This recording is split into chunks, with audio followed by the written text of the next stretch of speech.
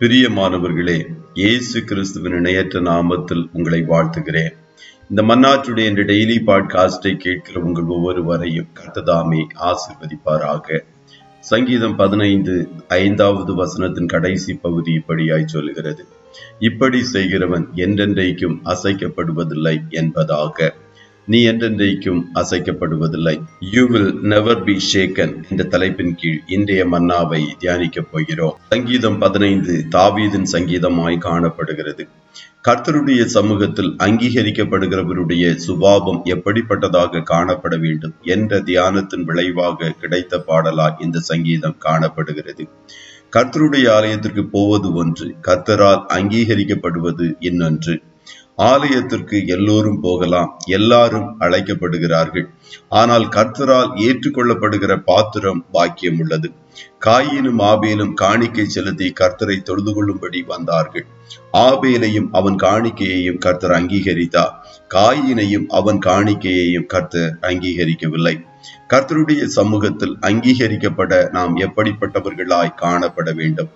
உத்தமனாய் நடக்க வேண்டும், நீதியை நடப்பிக்க வேண்டும், சத்தியத்தை அதாவது உண்மையை பேச வேண்டும், யாரையும் குறித்து புறங்கூறலாகாது, யாருக்கும் தீங்கு செய்யக்கூடாது, அயலானை குறித்த நிந்தையான பேச்சிற்கு செவிசாய்க்கலாகாது, நல்லொழுக்கம் இல்லாதவர்களை விட்டு விலக வேண்டும், கர்த்தருக்கு பயந்தவர்களை கனம் பண்ண வேண்டும், வாக்கு கொடுத்ததில் நஷ்டம் வந்தாலும் சொல் தவறாமல் காணப்பட வேண்டும், வட்டிக்கு பணம் கொடுக்க கூடாது, பரிதானம் வாங்கலாகாது.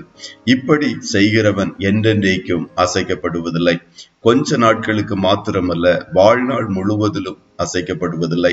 சத்துரு உலகத்தின் ஜனங்கள் நம்மை அசைத்து பார்ப்பதற்கு, தடுமாற பண்ணுவதற்கு, கலங்க பண்ணுவதற்கு பல சூழ்நிலைகளை கொண்டு வந்தாலும் நாம் அசைக்கப்படுவதில்லை. காரணம், நீ என்றென்றைக்கும் அசைக்கப்படுவதில்லை என்று கர்த்தர் உங்களுக்கு வாக்கு கொடுத்திருக்கிறார். கர்த்தர் உங்கள் ஒவ்வொருவரையும் ஆசீர்வதிப்பாராக. ஜெபம் செய்வோமா? நல்ல தகப்பனே, உம்மை நன்றியோடு துதிக்கிறோம். இந்த மன்னாற்றுடைய இந்த டெய்லி பாட்காஸ்டை கேட்கிற உடைய பிள்ளைகள் ஒவ்வொருவரையும் கர்த்தர் ஆசீர்வதிப்பீராக.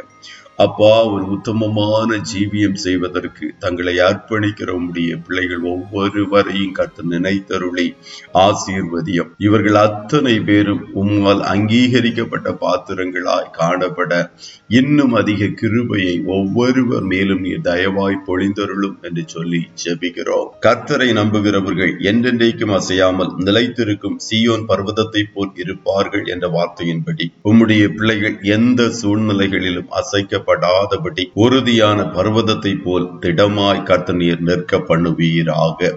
இன்றைய தினம் உம்முடைய பிள்ளைகள் கையிடுகிற வேலைகளை ஆசீர்வதியும், போக்கிலும் வரத்திலும் உடனிரும். இவர்கள் ஒவ்வொருவருடைய வாழ்க்கையிலும் ஆசீர்வாத மழை பெய்யட்டும். இவர்கள் எத்தனை பேருடைய எதிர்பார்ப்புகளை கர்த்தர் நீர் நிறைவேற்றுவீராக. ஆட்டுக்குட்டியானவருடைய இரத்தத்தின் பாதுகாப்பிற்குள்ளாய் உம்முடைய பிள்ளைகளை கொடுத்து இயேசுவின் நாமத்தில் வாழ்த்தி ஜெபிக்கிறோம் நல்ல பிதாவே. ஆமென்.